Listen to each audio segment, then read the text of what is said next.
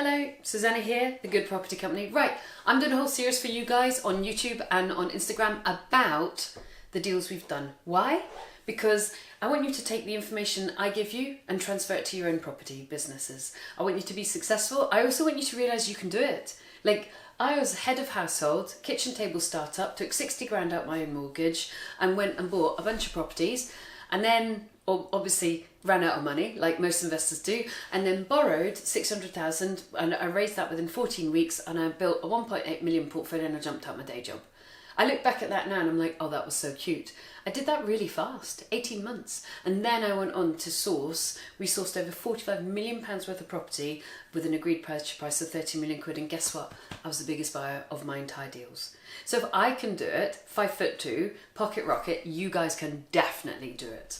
I made tons of mistakes. So if you have a look at my website, thegoodpropertycompany.co.uk, download the 101 lessons. Your game is, what mistake did she make in order to learn this lesson? All right, because it's really, really helpful. And also we got tons of other bits of information for you guys on my website. Tons and tons and tons of great quality education. Right, listen to this one. It's a blinder, a blinder. So, as you know, because you're probably following the series, early days, I'm buying properties, and of course, like any property investor, you're running out of money. No matter how good your deal is, about 50% of my personal properties, I refinanced all the money back out within the first 6 months, and about 50% there was some money left in that had a payback period. So that meant that very slowly you start sludging up and you start running out of money. It's normal. So if you're sat there in a real cash flow sweat, probably you're within the normal range of being a property investor. So in order to improve my cash flow, I ran a sourcing business and I also ran a buy to sell strategy as well. Check this one. This was a set of studio and one bed flats. It was a small time developer, had developed up a house and put an extension on and divided them up, and then had run into trouble, not because of this property, but because they were developing up another property and needed the cash. So they flung it into auction. Didn't sell. No reason, just didn't sell. So they put it into a second auction, didn't sell. No reason at all, no legal reason at all. They were good properties.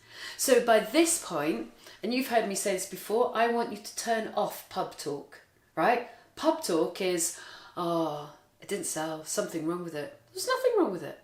Or I was down the pub and my uncle's brother's dog's cat babysitter said, you know, or I don't know about the economy, Don't listen to pub talk. I want you to look at data. So, of course, by this point, all the investors in Bristol are just like, nah, there's something wrong with it. It didn't sell.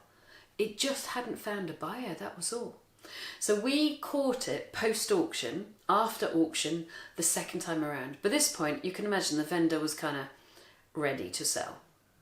We got a price agreed of £265,000.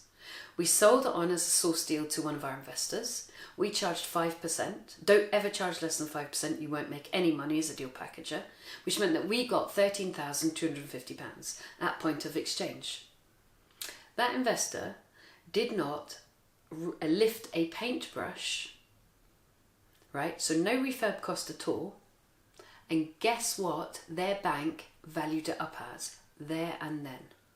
Ready? £435,000.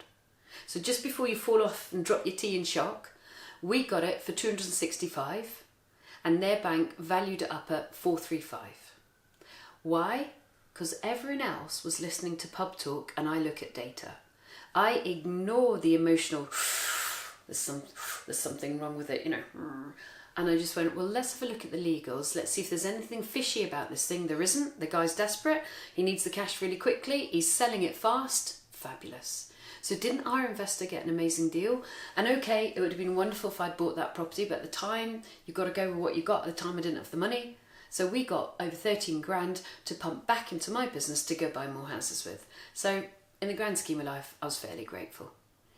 So there is always a way for you to earn money in property. You could start with nothing, find deals, sell them to investors, make really good money. I mean, 13 grand's not to be sneezed at, is it? And then take that money and buy your own deals.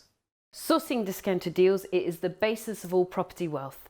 I have written a pack for you guys. You can download it right now. 45 million quid's worth of property, agreed sourcing price for 30 million quid. All that information in that pack.